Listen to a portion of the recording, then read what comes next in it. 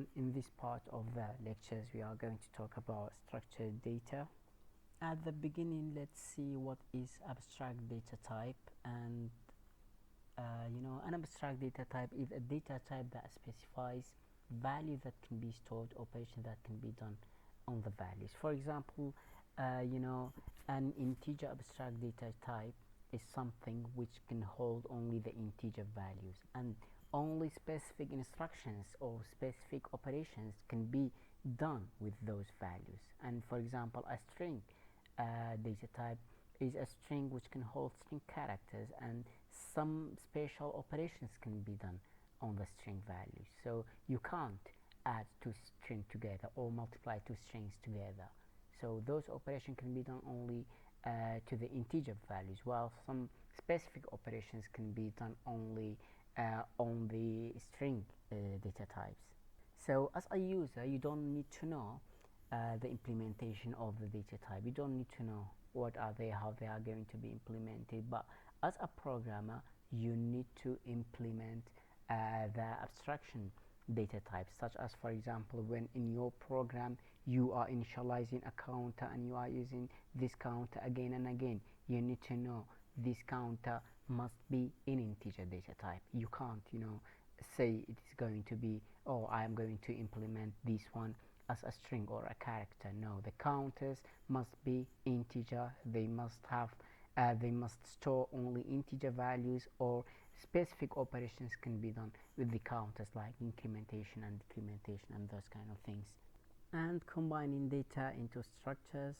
What is structure? In C++ programming language, you can construct multiple variables to be grouped together. You can group some variables together. You can construct a structure that contains some variables, and those variables are belonging to that structure. For example, here the data type and the name of the variable, and this one as well, are grouped together with that structure name. We will find out soon what is useful, but this is the general formula. You need to use the struct and the structure name, then those variables which are grouped together under that name. So here we've got an example of how to declare a structure. You need to say struct, for example, the name of the structure or the tag of the structure, and this tag or this name may include so many members. So you need to open bracket, close bracket, then semicolon, and then we need to define the members of that structure here in between those two curly brackets. Integer student ID, string name, short year in school, and double the GPA, the grade of that student. Look, those variables are related together, and they are all related to students, so we can group them together and we can use them in our program any way we want. So there are some notes to be taken into account. We must have semicolon after the closing curly bracket. Mostly, the struct names commonly, not mostly, begins with the uppercase letter. Like, for example, as we had here, the student starts with uppercase letter, and multiple fields of the same data type may be separated in comma. For example, name and address, they are both strings, and so we can separate them with comma and only one time writing string here. And the struct declaration, this declaration does not allocate any memory or doesn't create any variable. So to define variables, we need to use structure type and then type the name of the variable. For example, a bill is going to be in this inside this structure.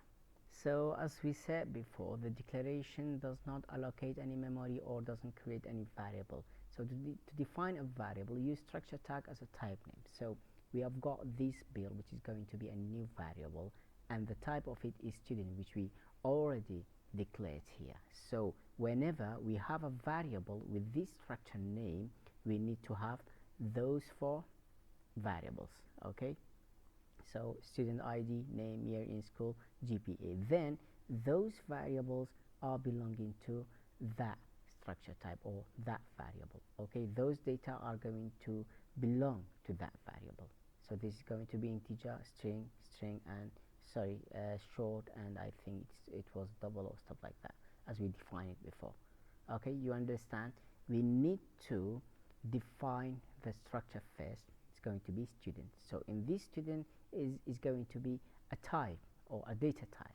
Okay, so we are going to define some variables under this student name.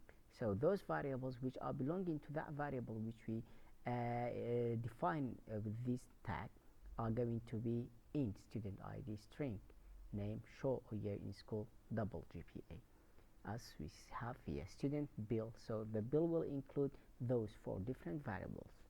And how to access a member in a structure, as we had here, how to access, for example, this member of this structure, which is type student. So how to access this member and this one and this one. Let's see how we can do that. For example, if we got a structure which its name is stu1, so we need to write down this dot then the variable name.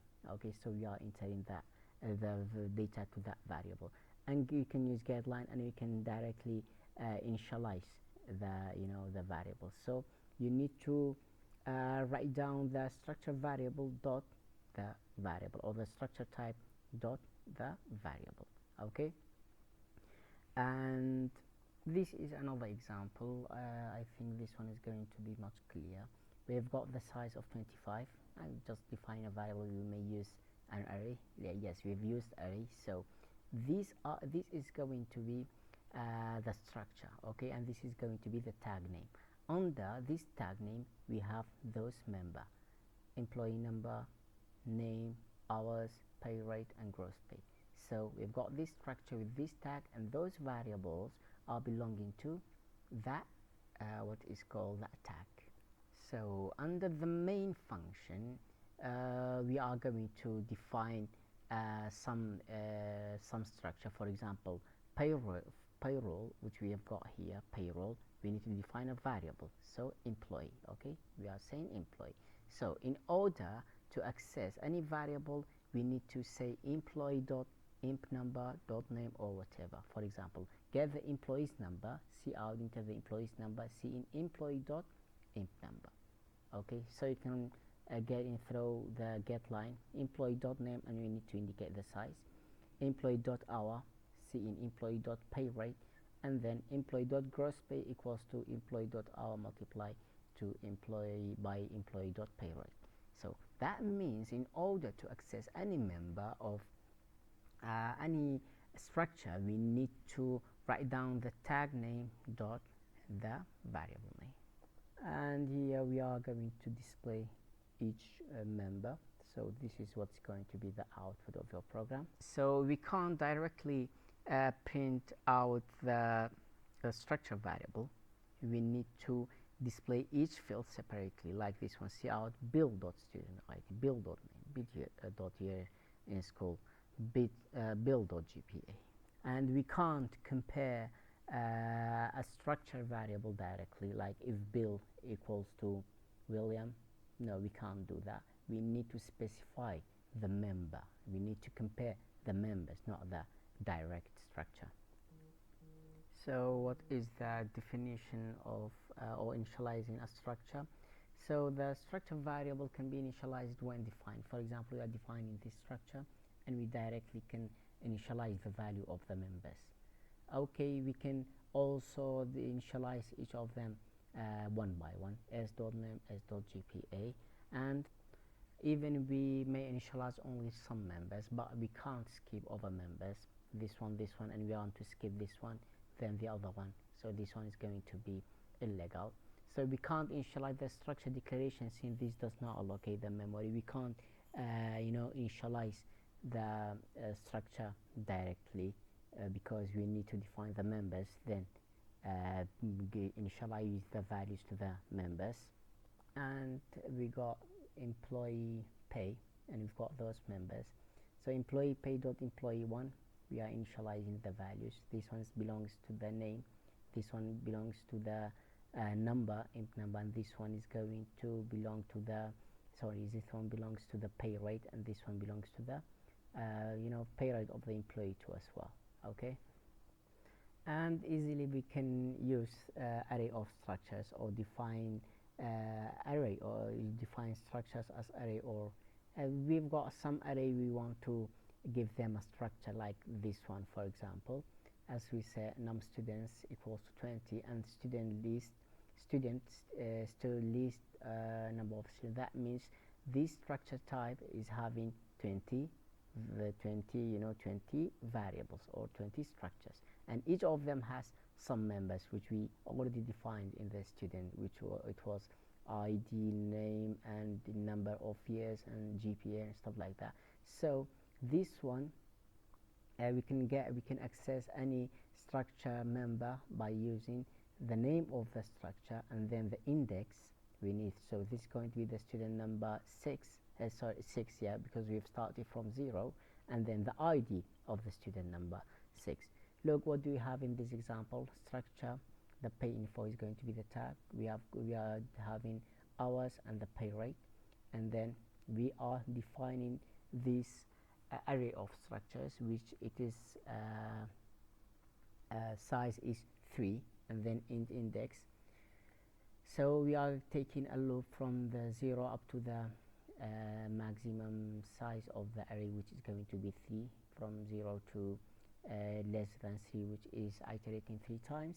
And then in order to enter any for example, the hours, as we have here, the hours and the pay rate of each worker, what do we need to do? The worker of index 0 dot hours.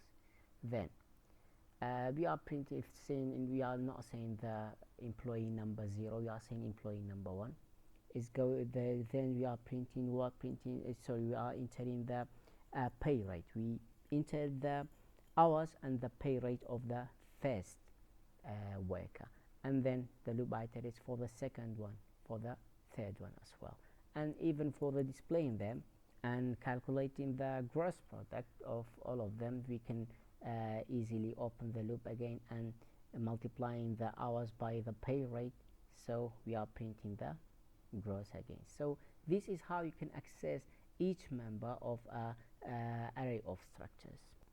And let's go talk about the nested structures, and what does that mean? It does mean as when we have a structure that contains another structure as a member. We know that a structure can have some members as variables, but one of those variables can be a structure which has its own variables. For example, we've got a structure which its tag is person info, and it has those members, and we've got another structure which its tag is student, it has those members, and you see that one of the members of the student is person info, which is another structure. That means this structure is inside this one. So whenever we are using this structure, it refers to those 3 variables.